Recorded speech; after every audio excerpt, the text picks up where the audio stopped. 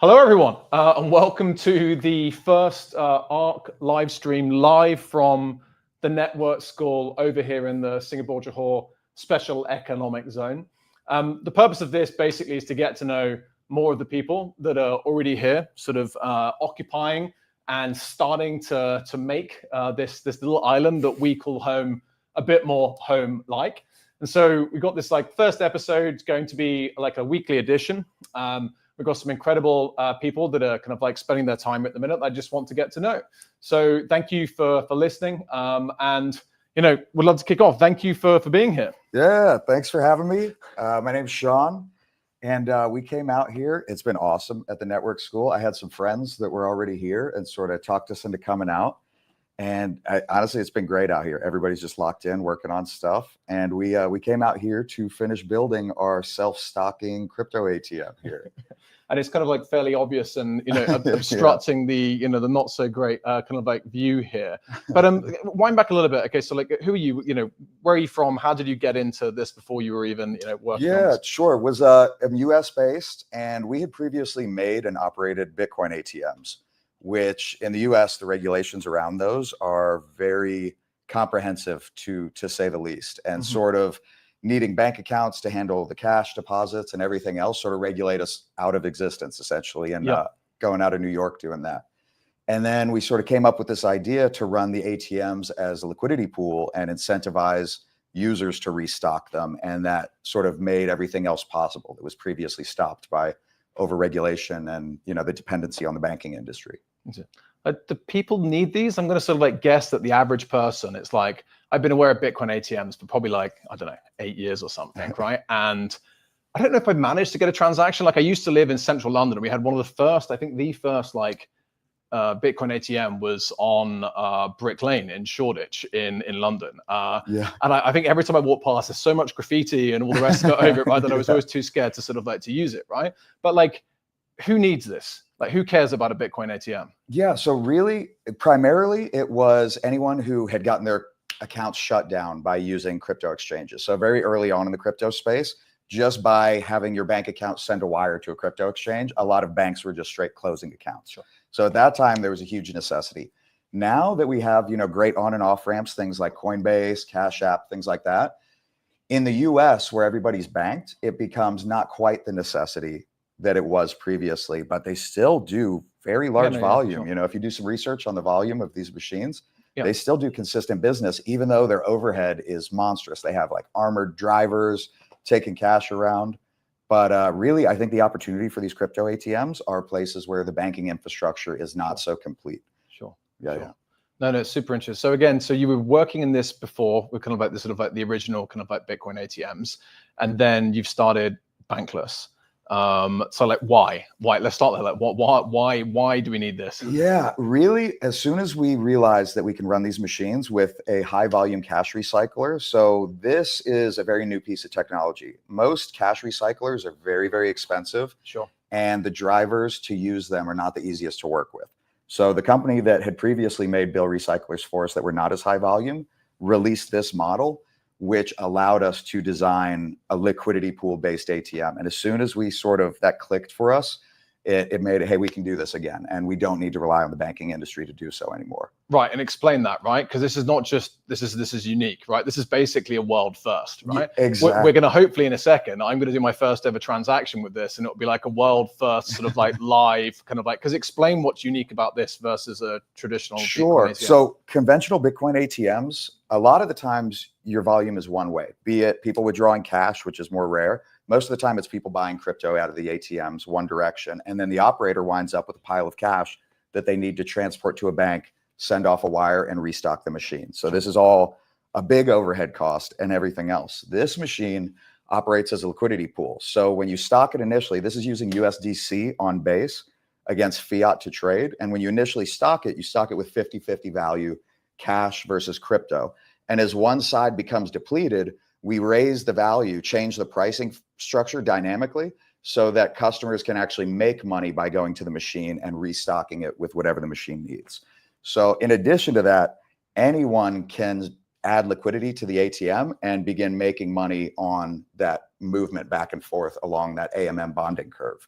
So we're crowdsourcing liquidity in addition to incentivizing users to restock the ATM on their own and keep it at that 50-50 float so it can be balanced transactions. Yeah.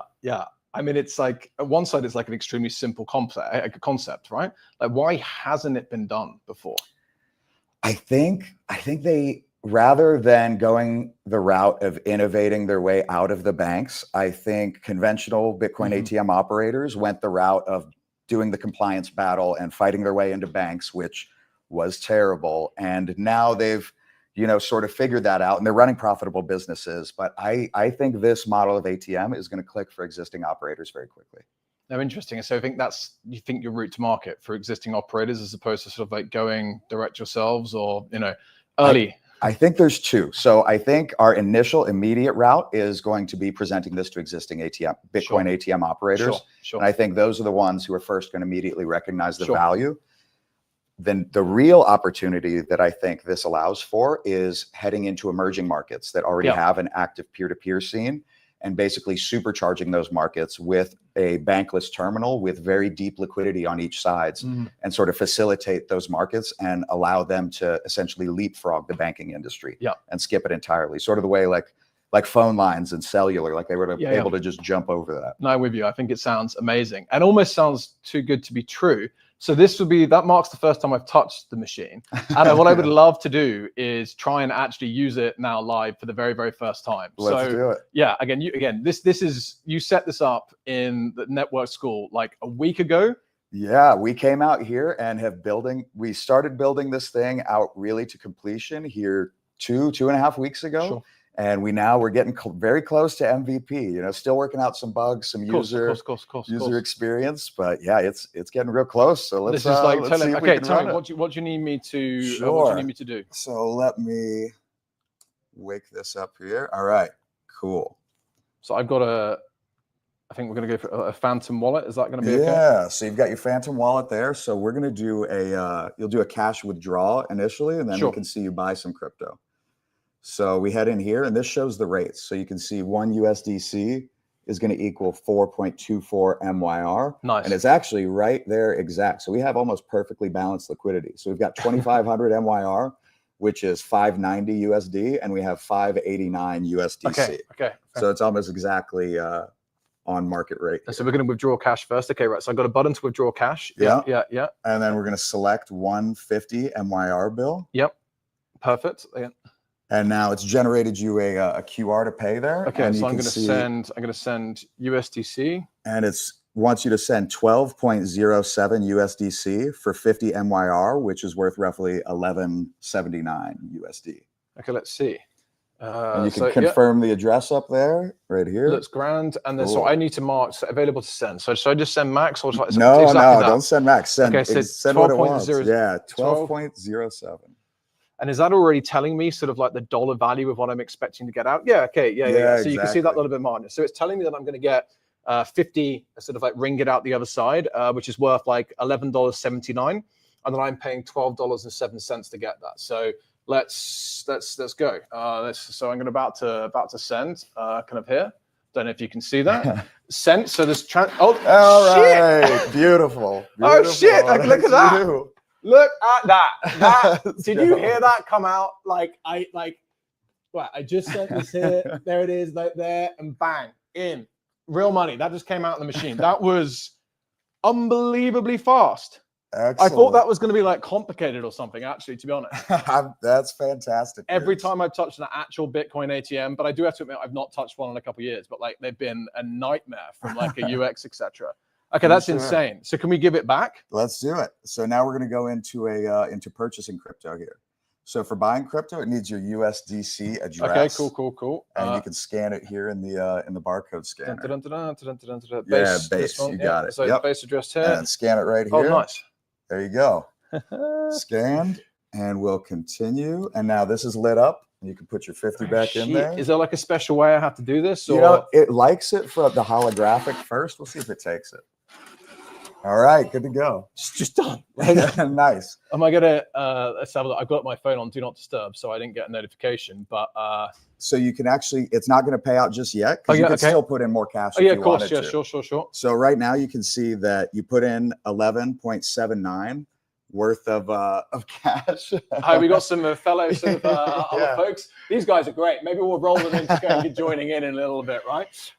And so you're actually about to receive $12 for $11.79 in cash. So because when you withdrew that cash, you pulled it a little bit out of 50-50 balance. Sure. You're actually making 20 cents here by purchasing crypto from the ATM. Nice. So purchase, and then boom, now we've got our transaction hash. Okay. You should see that pop up in just a second here if you refresh. Yeah. There it is. Yeah. Okay, so look, you can see that the USD left a second ago, and now I just had it arrive again. I don't know where the actual transaction, but there, it's back up. Balance is back up, and so I've lost 8 cents in the process through those 2 transactions. But to do those 2 trades, that's like amazing. Okay. 8 cents on $100 in volume, not too bad a fee there, coming through the ATM. You know what, hell, for like within 1 week of this actually being live and working, like demo gods were obviously kind of like with us today, but like that was unbelievably sort of like smooth. That's super interesting. So how long until someone can like buy one of these off you? I think we're going to try and have these ready to go at the end of the month. That's a very ambitious estimate, but I think it's possible. And I think us here just locked in at Network School with the people around us, I think we can get it done. I fucking love it. I hope you don't leave. I hope this becomes the normal, both here at Network School and in the wider sort of economy. And this is amazing. Thank you very much for being here as sort of my first guest. That is it. Thank you so much. Thank you so much. Now, don't worry, don't go anywhere. We're doing a quick changeover sort of like now, whilst we have our lovely audience kind of like go past kind of again. This is again, like this is V1 and straight in. Tushar, how are you doing? Pleasure to be here as well. So you're also involved in the Bitcoin ATM, or? I am not involved in the Bitcoin ATM. Okay, don't worry. Much more interesting stuff, right? Again, thank you for being here. You got a really interesting story because you're in the business of, you've got a great normal bit of business, which is right at the heart of sort of like the world of disruption that's happening now. And you're sort of like continuing to build out that existing business whilst adapting and trying to sort of like disrupt yourself. So like, why don't we start with you though? Like, where are you from and like, why the hell are you here? All right. I'm maybe going to start with like what I do right now. Sure. I run a creative agency, which I've been running for like almost like 3 years now. And we started exploring like AI generative videos like almost like 2 years ago. And figured out that there's like a huge market fit and we could like kind of like create these videos in like a very consistent way. Which like almost like hit like 1.5 million views and like, I mean, definitely over like 500K views on an average. So we figured that like, maybe like, it's like something that we specialize in. Why not just like put it into like codify it and like kind of, I'm not a builder myself. I'm not a dev myself, but like we thought like, I mean, how do you define builder, right? Like you're clearly good at making things happen, right? In this age, yeah, like it's very hard to define a builder. Like anyone can sort of like write code, but yeah. Sure. No, actually, again, I first got to know you because I met your team first, actually, because we had the Solana Ignition event that was happening kind of at Network School. Yeah. And like, there were just these incredible videos that were getting pushed out on Twitter sort of like every day. And I'm watching them, I'm like, that happened like an hour ago, right? And now it's in this sort of like 3-minute short telling a story. Like, it was an impressive little production team, right? And again, like you've got a very strong sort of like client base in the Solana kind of like group, right? And I know that you've got multi-countries and all the rest of it, right? So this is a great business that's working. Actually, to kind of like to kind of touch up a little bit on that idea, like the idea of Little Unusual is the creative agency that I've run. It kind of came from network states where it's basically like based in like the HQ is based in India, but like we have another branch in like Malaysia, and which is run independently by the different co-founders, and we're also setting up one in like UAE, which will have like its own set of co-founders. So the idea sort of like came from the idea of like network states like 3 years ago, basically. Very, very interesting, and it's great to hear that you've been following this wonderful experiment for a little while, right? Yeah, I mean, it was kind of like essential that I come here and experiment and like explore myself before. Well, what did you think? Expectations versus reality? I think it's like beyond the expectations. So like I'm pretty impressed by like what the life has to offer here. Yeah. Like, one should definitely come and see like the kind of like lifestyle you can, especially like if you're like in your early startup stage. It's like a great space to kind of be building from. No, I agree. It's certainly always exceeded my expectations. But okay, So you've got this great business. It works right now. Little Unusuals, right? And now Usuals.ai is what you're working on now. You actually had a bit of an announcement last week, and you're probably you're not the first person to go viral out of Network School. Actually, the gentleman that walked past here went viral in like the Hindu Times, like last week or whatever it was, right? But you had like 1 million kind of like plus views on the kind of like launch videos. Tell us a little about Usuals. What are you building? So Usuals is basically the idea is that like right now, like how the video generation platform works is like it's very expensive. Like second problem is like for a normal person to be creating videos, it takes like a lot of experimentation, and like you end up losing more money, and it's just like it's a bad experience in Sure. Like, I mean, like in as compared to like, you know, like if you were editing a video on Premiere Pro. Sure. So what we're trying to do is just basically like we've used like certain agents to kind of like put them in a certain way where even your poor command could just be like would go into the system as like something which is like a smart prompt. So it kind of like the tool basically like makes you into like a better prompter, but you don't have to experience the prompting side of it. You just come up and like just like dump your brain and like it gives you a video. So basically like it's just like you prompt once and like it kind of like asks you certain questions and like you get like a video which is consistent and is like a high quality video, like a high quality AI generated video. No, it's grand. I appreciate it. I like the fact that we're also showing that like Network School is not just a ghost town, right? Like there are other people here, right? Like we didn't fly you in for the day, right? You know, but that's just business. So basically the point is that, and again, actually I'd love to be able to tell the story of what we're doing here at ARC and at Network School, and just like the broader opportunity there is to sort of like create these new societies that serve citizens far, far better, right? And like telling those stories, I would love for it to be so much easier. And like I try, and it's like, you know, all of these amazing AI tools, I still can't get a product that's worthwhile out the other sort of end of them, right? I'm actually hiring full time to help someone, you know, kind of like to actually even better use these tools to create the output, right? And so, yeah, amazing advances in AI. Someone like me still can't get the product out of them that we'd want, right? And I guess that's sort of like what you're trying to solve, right? I just put a short story in and I get a fully finished production ready. Yeah, I mean, you just drop your story, drop your assets, like whatever your brand assets are. So like it kind of like picks up everything from your brand, like the existing brand, and then just like kind of like puts it into the video, and like you get like one full video.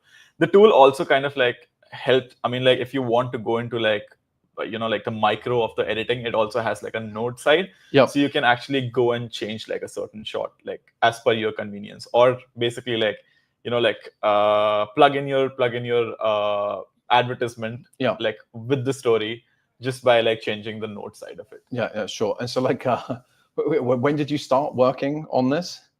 I started working, I mean, we've been creating AI videos for almost like 2 years now. So like the research part is probably like technically like 2 years, where like we've been experimenting with like different prompting of like creating these videos. But like if you talk about like the product side of it, I think it's just like 2 months where we actually sat down and thought like all of this data that we have now prompted over these 2 years, like we can just like put them together and start building something which kind of like is consistent with prompting, which will give like better videos. And then it just has to be streamlined in a way where like people can come up with their prompts, like, hey, I need a video, I need this style of video for my brand.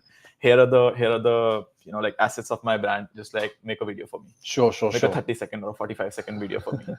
And I've not been able to use it myself, sort of even. I know you did the sort of like the launch video. We'll post it, you know, kind of like later after this, so people can go and have a look at it as well. But like, when do you think it's going to be open for everyone sort of like using it?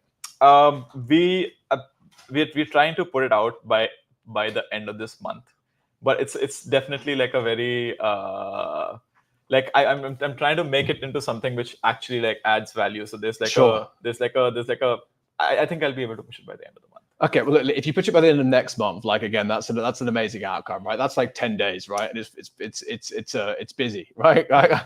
No, it'd be amazing, right? And I guess like where do you see, for like one question, I guess maybe for me, like where do you see the, you know, the minute, right, you employ this team, right? Like this reasonably like, you know, nice medium-sized business, right, of all of these video editors and camera crews and all the rest of it, right?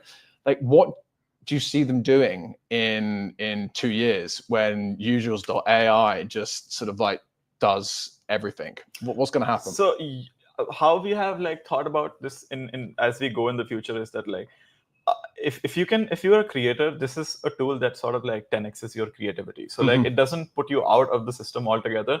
You can actually like experiment and explore on the node side, which the tolerance for how I see it is that like our tolerance for the quality of content is going to go higher.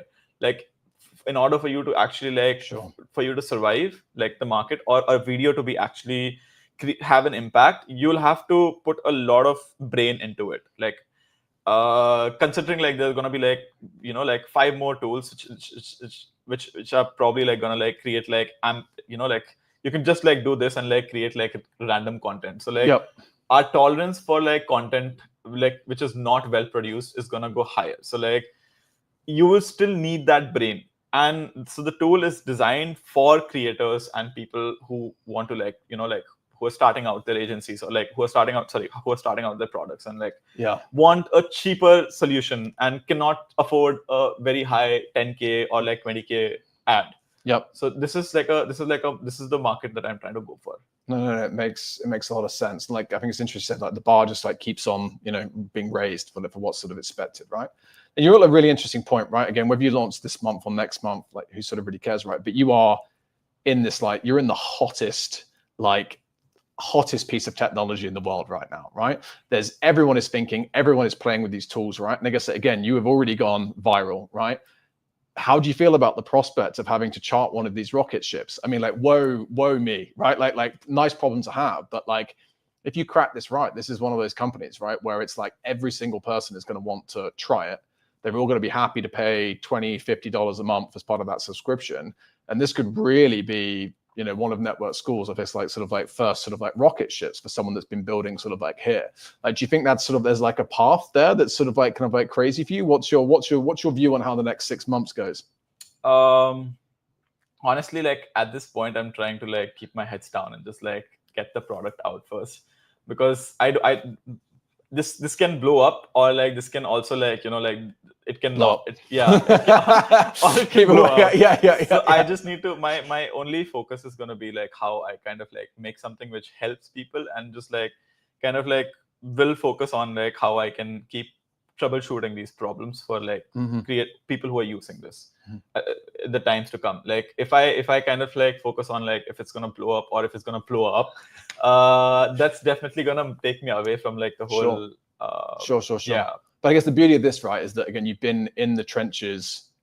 You have a studio, right? You're creating these videos for clients like every single day, right? You've got to rush back home for client stuff, I think, like even tonight, right? Like there's like loads of stuff happening. So I think you've got as good a chance as anyone at kind of like making this work. So yeah, it's awesome. I guess sort of final question, has it been, you know, kind of the people here, there are a bunch of people sort of like waiting to use it sort of like here as well? Like what? There has been like almost like everyone has like sort of like reached out to me personally or on Discord, like, hey, can I use this? I want to beta test it.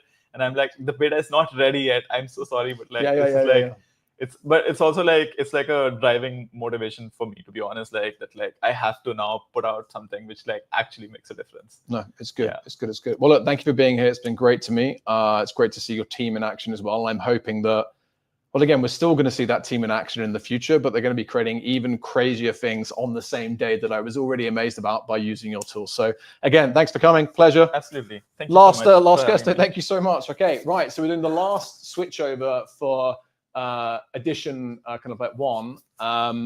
And I'm, you know, if you're here, thank you for being here. I hope you can still hear us. But yeah, okay, amazing. Mikhail, pleasure. Hey. Thanks for being here. Yeah. How you doing? This is awesome. Yeah, you've got the little tool. No, it's all good. Don't worry. Okay. We should put that maybe, you know, it can work on the laptop. Oh, let's put it here. There we are. Amazing. Christ. Okay. Well, thank you for being here again, and thank you for giving us some time. Start at the beginning for us. Like why are you here? Why are you here on a why am I here? On a beautiful tropical island, like worst place you could be, obviously, right? Like why are you here? Why am I here? Yeah. I'm asking myself every day. Yeah. I was born in fucking Soviet Union. Hmm. You mean that's not your favorite place to be? Like, I have a polite answer. So Sure. I spent some time in Soviet Yeah. Union, and that's enough for me. yeah, no, that's fine. You're based in the valley, right? You're in I SF, based right? in SF, yeah. Okay. So Yeah. how long have you been there? Sort of like all adult in life? SF, 3 years. Okay. And, before that, I was in Berlin, in Germany. Okay.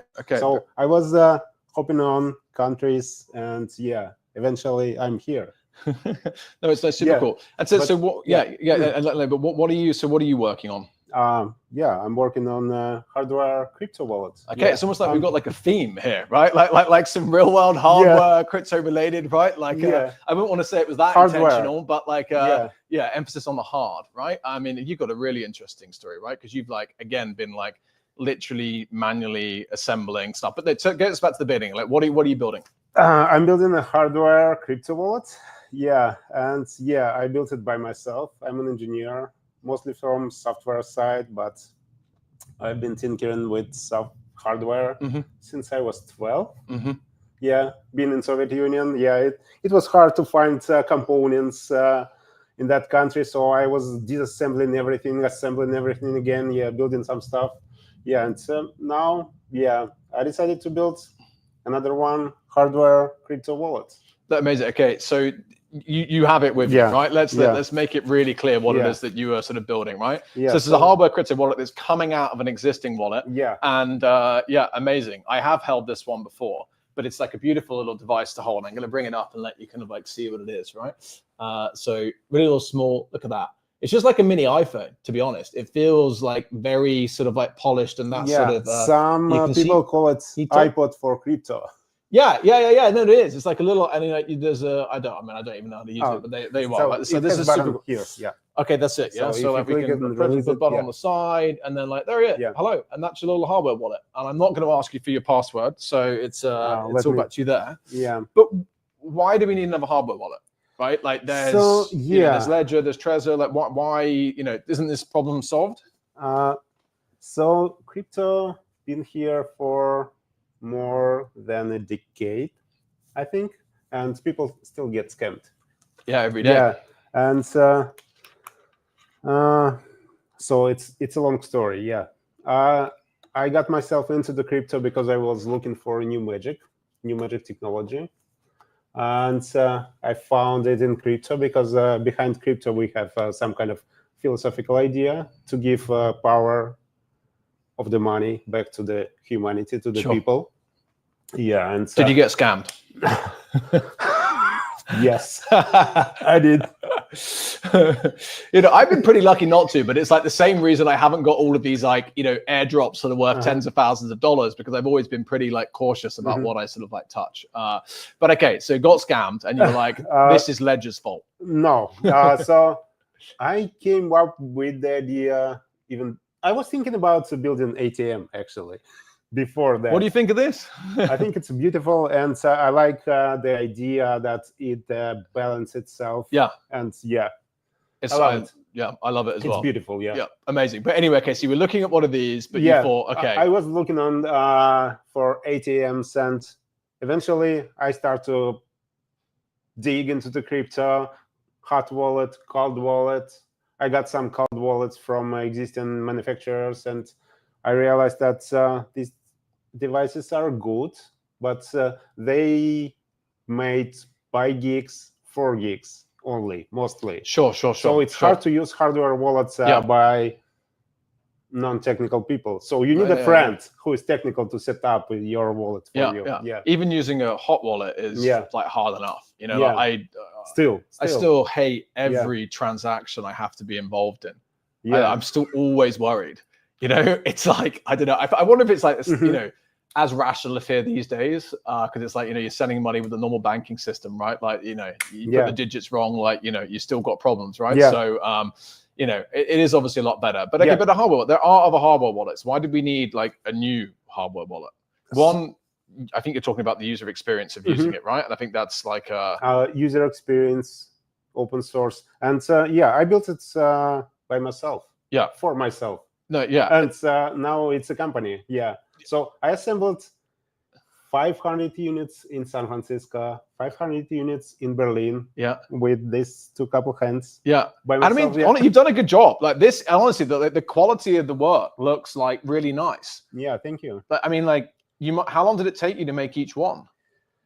So right now I can assemble 6 devices per hour. 6 devices per hour. Yeah. Oh Christ! Well, there we are. That's like infinite scale, right? You can Yeah. go to the moon with that, right? No, but okay, 6 devices. That's interesting. Okay, I mean, you've got a process down, I guess, right? Yeah. And then- So now I have a lab. Yeah. Yeah. Which builds devices okay, without me involved. Yeah. Are you going to and- move the lab here? Yeah, and I'm thinking about setting another one. Yeah. No, it'd be awesome. I would absolutely love you to Yeah. because it's super, super cool. But I want to touch on a couple of things you mentioned Mhm. there as well, right? Open source, Open source. right? Yeah. That's super important, right? Mhm. Like I think like in comparison to the existing sort of like main players and the Mhm. hardware wallets that everyone's kind of like using, the reality is you're sort of still having to trust Yeah. these third parties that they are behaving in the absolute best way. And maybe there's already evidence that they're not. I don't know what you would say. I think there probably is. But yeah, tell me about open source. What does that mean? Like, why is that important? Why does that mean we can trust you and this device more? Why you can trust me? Yeah. Well, the point is we don't have to, I guess, right? This is the point Yeah. of open source, right? That you're Yeah. sticking this. You like, don't trust me. You trust the community. Yes, yeah, you trust all these lazy people that Yeah. have been verifying the yeah, right. But the point is that your specifications, right, from the Mhm. hardware to the software that the device is running, Yeah. are all available for anyone to go and inspect and kind of like look yeah. at, right? Not yet, but yeah, this is the final point. Yeah, we're working on it. Yeah, and another one product is we are going to announce is open source kit to build your own hardware wallet to Yeah. be 100% sure that the Yeah. device is. Because Yeah. that was my next question. It's like, okay, great, you put all the spec up, but like you deliver me this lovely little wallet, which is a closed system. Yeah. I'm not going to want to open it because I Yeah, probably break it. But it has a trusted executed environment, so you can verify what's inside okay. indirectly. Yeah. Indirectly. I mean, can you trust that we've not put like an extra little like sensor or or what in on top of the existing sort of hardware? That's why I would like to release this open source hardware everyone to do. kit. Yeah. Or maybe what we can do here is like set Yeah. up a lab where Yeah. like it's like Set up a lab, assemble a lab, live with streaming. live streaming. Yeah, just constant Yeah. all the manufacturing, right? And then you can maybe see they get stamped and you know exactly Yeah. which number, so you can trace it all the way back. yeah. That's why we built a machine to test devices like automatically without any humans involved. Yeah. And so that, again, it's like, for me, this seems like something we need, obviously. Like, it's like, I don't understand, again, like why. I mean, there must have been more attempts. Like, what's gone wrong? Is it just that you have the willpower and the ability to actually do it end to end, which is sort of like unique, and like Mhm. most people can't be bothered and don't have the skills, even if they can be bothered? Like, why? I mean, for me, it's like so obvious that we need better wallets, just even from a UX, let alone from like a us being able to sort of like, we need trustless wallets, trustless hardware wallets, right? Mhm. Which is effectively what you're building. Why hasn't it happened? First of all, I think hardware is not so easy. It's hard, to build. right? Yeah, Hints in the it name. takes some time to build it. Yeah, I don't know. Yeah, so I don't know how to answer that question. Yeah, why? What is this? Why is always tricky question for me. Yeah. Yeah, Everything that matters I'm hasn't just- been done yet, right? But Yeah. the challenge is there are some things that haven't happened which shouldn't happen, right? And I Yeah. guess the question is like, Yeah. is this? I mean, for me, this is one of these things that should absolutely happen. maybe because crypto is still young Mhm. as a tech, and but I think it's a little bit like there is like Ledger has what market share globally for hardware wallets? Like like 90%. yeah, like Yeah. 70. Yeah, right. It's like a huge behemoth, and I guess like going up against that is sort of like challenging. How are you going to win? I'm not trying to compete with Ledger directly. Mhm. Yeah, I'm trying to. So you can use Ledger, but you need a backup. So you can use Hito as a backup for your Ledger, for example. Mhm. And I am trying to aim a new wave of crypto users. And I mean, it sounds like, I mean, like the device clearly works, right? Again, Yeah. and you're again like working on putting all the spec that's sort of out there, working on ramping up production, maybe making more of that transparent as well. Is this going to be the next 10 years of your life, or what are you thinking? 10 years. 5-10 years. Yeah, I've been working on it for 3 years. Yeah, even okay, more, awesome, a bit awesome. more. Yeah. And what would you hope yeah. was, what would the world look? What would like a Hito-like world look like in 10 years? In 10 years. Yeah. So easy onboarding without worrying about what's inside. You just click, tap, and you set up it. You have social recovery on top of that. You Yep. have insurance for your assets. Mhm, Yeah. mhm. So you don't worry about it. And you can make transactions like which are reversible. Yep. With some kind of additional protection on top of that. Yeah. So it will be easier to use crypto than even, I don't know, modern banking system. No, it's great. It's like I've got all these people in my head that I want to introduce you to. But speaking about future, so human identity Mhm. is a big topic for the future. For example, you will create an agent which will behave and which will control your funds.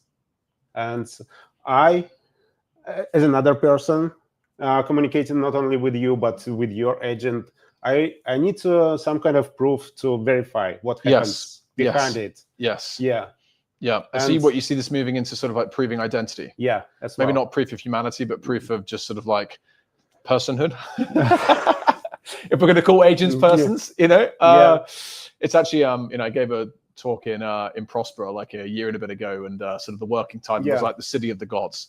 And I think there's opportunities for these sort of like, for certain states, special economic zones to effectively maybe like recognize and give rights to agents to allow them to do sort of like business sort of autonomously in those zones. I think it's a very big opportunity for sort of like the space. And again, the infrastructure for that, maybe lots of people playing on the edges of it, right? And but with AI itself. So trustworthy AI is kind of a big topic right now. So you need to verify what happens inside that agent. That this specific model was trained on that specific data set. And it should be run on some kind of trusted executed environment. And you need some kind of end verification. And some kind of device with a private key, which is not extractable by hardware design, and which is not able to clone. So this kind of verification is important in future as well. I'm looking forward to it. I think this is it. Like this, I was talking to someone about dinner upstairs. So not about dinner, at dinner last night. I'm just saying, like, when you're in a place like this, you're so on the frontier that you don't realize how it's like just sort of like early adopting you sort of like are of things, right? And I think like personally, reflecting over life, like I've always felt that I'm too late for things, when actually I'm so unbelievably early. It's insane, right? And I think this is almost like a good example of that. It's like you can look at the market, but like, Ledger has 90% penetration. They're in basically every single market that matters, right? God knows what revenues kind of like look like. And you feel like that's over, but it's not really the case. It's still the absolute beginning of like an entire industry, right? And so like, maybe this is going to be, number one in a little while. Yeah. And we had BMW, we still have it. Mercedes, but we also have Tesla. Yeah, no, completely. And we will have something else. No. It's always a window. No, I agree. So where does someone get one of these? How do they get one of these super cool devices? So now we are shipping our latest batch of 5,000 units, and we built almost all of them. And as soon as we finish that production, we built 4,300. Okay. Of 5,000 latest batch. But this is these ones have no longer had your hands touch them. Is that sort of right? You've now got a team. I feel like you're going to have to charge half the price, No. Or you should charge a premium because you personally assembled, right? That's sort of like, not the artist, the engineer, but I think there's like that provenance. I feel like I would want to know in the live stream Mikhail, like he actually made that one. I want that one, This piece of black square. Yeah. No, but it's super cool. I'm going to work out how we send some like links to what everyone's building kind of like after this. But any final thoughts? Otherwise, like, thank you so much for being here. Yeah, thank you for inviting me. And oh my God, this place is huge. The space. Come join, right? Like, come join. Pleasure. Thank you very, very much. Thank you. And thank you for joining in and for listening. I have nothing further to say other than like we're going to be back on kind of like next week with at least 3 other awesome people that are sort of here. And if you do have some feedback about how this could be even more useful or interesting to you, I'd love to hear from you. But otherwise, like, thank you so much. Over to you. Get back on with your day. Cheers, guys. Cheers. Dun, dun, dun.